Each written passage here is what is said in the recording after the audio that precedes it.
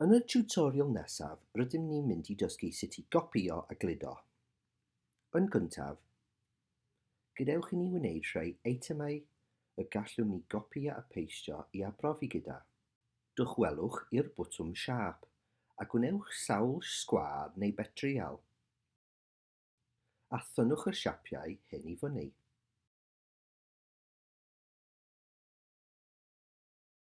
I waniaethu rhwng yr eitemau y tro hwn, byddwn nhw'n rhoi sawl cylch arnynt mewn gwahanol leadau.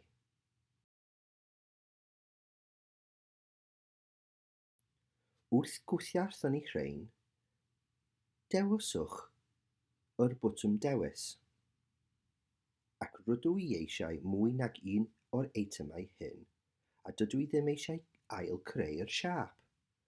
Gallwch dewis y cyfan, gwneud yn siŵr bob yr ymylion wedi troi lliw glas. Ewch i edit copio, yna edit peistio, a allaf gael lluosrif o rhain. A dwi'n gallu peistio eto. Dychwelwch i'r bwtwm cylchdroi. Rwan gallaf newid ei cyfeiriad ychydig.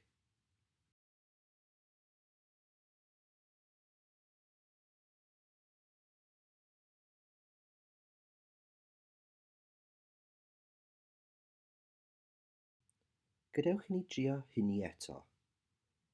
Y tro hwn, gyda'r eitem hon, rydw i wedi mynd i'r bwtwm dewis. Dewiswch yr holl ochrau. Gwneud yn siŵr bod yr eitem gyfan wedi'i dewis a throi'n las. Edit copio, edit peistio. Gallaf symud nhw o gwmpas i wahanol leoedd. Gadewch i ni drio hynny eto. Peistio. Maen nhw i gyd yn yr un cyfeiriad. Gadewch i ni ei gylchdroi nhw i gyfeiriadau gwahanol. Yn gyntaf, y bwtwm dewis. Dewiswch yr eitem yr ydych eisiau symud. Gadewch i ni drio'r un hwn nesaf. Dewiswch yr holl ochrau. Rwan gallaf newid ei cyfeiriad ychydig.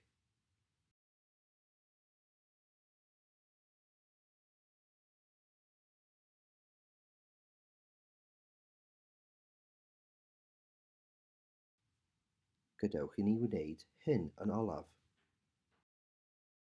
Rwan gallaf newid ei cyfeiriad ychydig.